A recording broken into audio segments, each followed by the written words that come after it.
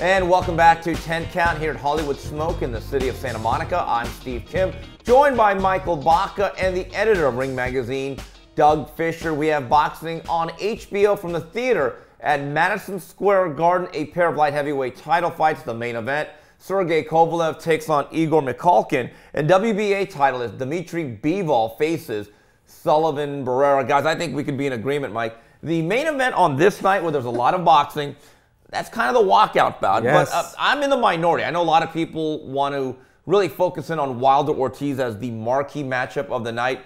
My Korean side says, no, it's Dmitry Bivol against Sullivan Barrera. I think it's a real litmus test for Bivol. You're the conductor of the Bivol train. I am. And I love that meme, by the way. Yeah, absolutely. Based on it. That bandwagon is going to be filling up. It's already getting pretty heavy, right? I mean, you know what? Bivol is one of these guys who appears to have everything. He's got an entertaining style. It's a boxer-puncher style. He's very accurate with his power punches. There's that fluid athleticism and good technique. So if you're into that side of boxing, it appeases that. If you're into the blood and guts, he decapitates guys. But in Sullivan Barrera, he's fighting a guy not as good athletically, not as fluid a boxer as Bivol is, but somebody who had a good amateur background, just like Bivol did, a more extensive amateur background.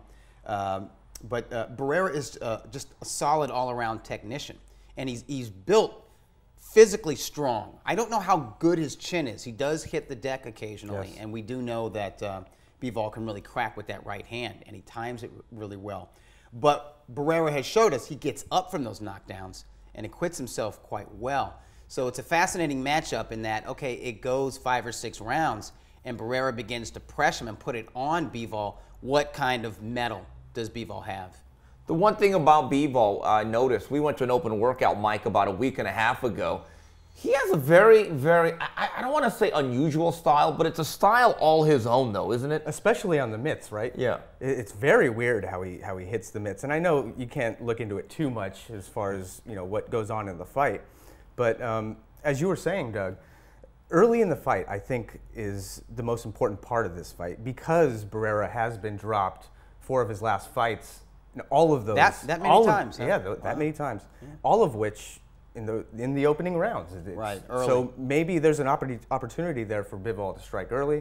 I actually asked him about that. He thinks it's kind of just bad luck. Maybe that's the right mindset to go about it. But in talking about Barrera with Bivol, he sees that Andre Ward loss as a huge advantage over him, maybe a little mentally, and just as an experience, just a learning experience. I think Barrera learned a lot in that Ward loss. He was also dropped in that fight.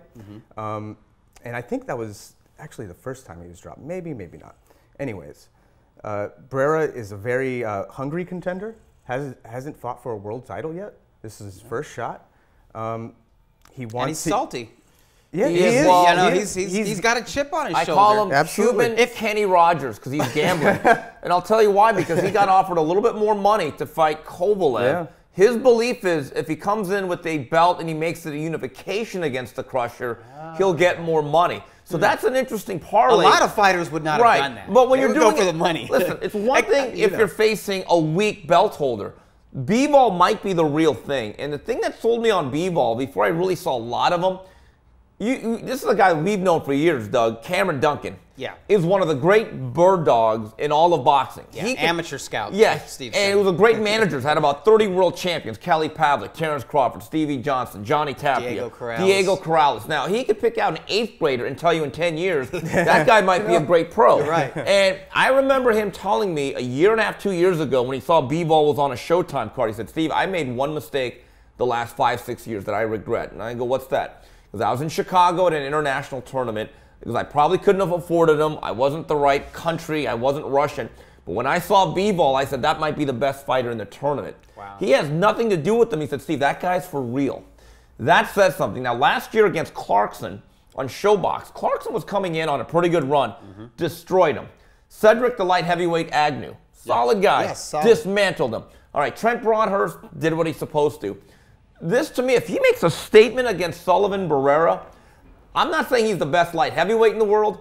I'm saying he's going to make that claim sooner rather than later. I'm a believer in the guy. Yeah, but at that point, if he beats Barrera in decisive fashion, right, or even dominant fashion, we can say, okay, he's the heir apparent. It's not just the eye test. Right. It's because of what he's accomplished. Yeah. That's the way it should be. The one thing about Bivol, I've gotten to see him at Legends Boxing. Forget the power. His footwork is what's really evident, that he goes in and out, and now he's layering in a lot of feints. He's very tricky. His boxing IQ and his ability to think 3 steps ahead and setting up punches and taking stuff away is very, very impressive.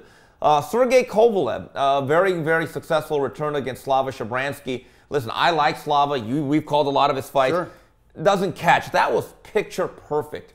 I'm not so sure we get to see any more of Kovalev this weekend, do we, Doug? I don't know. The guy he's fighting is not very accomplished. Lesser known than Shabransky was. Yeah.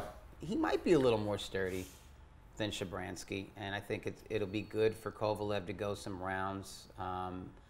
He's had the advantage now of 2 training camps with his new trainer. They do seem to be gelling well. He does seem to have a different outlook on life, a more positive outlook. His form looked good briefly against Shabransky. I would like to see it for a few more rounds. Yeah. I just see this fight as more confidence building for him, more of an opportunity for him to connect with his new trainer, and perhaps an opportunity to begin to build a new fan base in a different region, New York City, which makes sense given its Russian population. Now, Mike, we were both at the media luncheon last weekend for Kovalev, right? Now, I'll be honest, I've always gotten along with Sergey. He's never come off as this Bond villain that scared me to death. Didn't he generally seem like a happy guy? Like he's pretty content? Like he didn't seem like this guy that was mentally ruined by the Andre Ward experience. It took him a while to figure it out, though. I remember he was telling us, you know, the Ward loss was in his words, a warning from God that, you know, maybe he should change his ways. He didn't after the Ward fight. He didn't after the second Ward fight. It was a car accident, actually, in Russia that he says that kind of woke him up. And since then, he left John David Jackson, hired Abror. That's all. I'm not going to try and botch his last name. Yeah. But Abror, they can actually speak in Russian now to his trainer. That's the first time he's ever done that as a professional, I believe. And yeah, Kovalev does seem content. I think Main Events is trying to make him the crusher again with this matchup. It's not something you can get excited about. McCulkin's a southpaw. It's really the only note I have on him. We'll see. I mean, I'm sure Kovalev wants to get back on this knockout streak, become the crusher again, build up that confidence. I think he has learned from his past, and hiring the trainer was a huge step forward. Talking to Egis Klimas, super manager of all the Russian stars, I asked him, why didn't you make the change sooner with John David Jackson? Well, there's that old axiom. If it ain't broke, don't fix it. And I think those knockouts and those wins were kind of like that bad marriage that you stay in because of the kids. Right. I really believe that. Once you lost, it's a great or because of the combined income. Right, combined income. Right, there's a lot of issues of why you don't divorce. And of course, you're happily married, so you don't have to deal with it. And Egis said to me, Steve, here's the thing: we were winning. It was good enough. We didn't want to disrupt anything.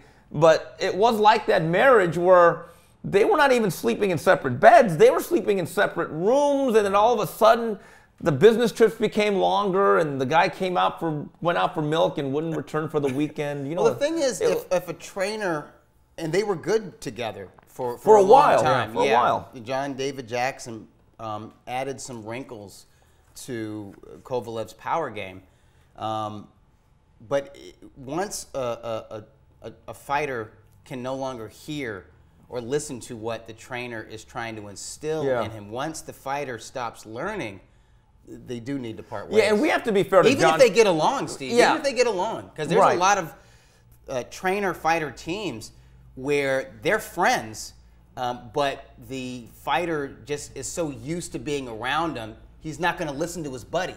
The trainer is not the teacher. Yeah. The trainer is not the master.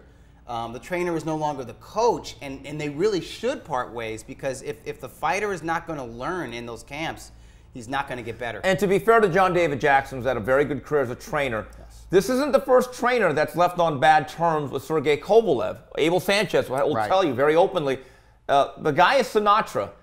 He does it his way. Yeah. And maybe, again, some of the blame has to reside on the fighter because everyone around main events will tell you Sergey's a temperamental guy in his own way. So anyway, he gets back on track, as does B-Ball, who takes on Sullivan Barrera. That's it for this edition of 10 Count. On behalf of Michael Baca and Doug Fischer, this is Steve Kim saying goodbye, everybody.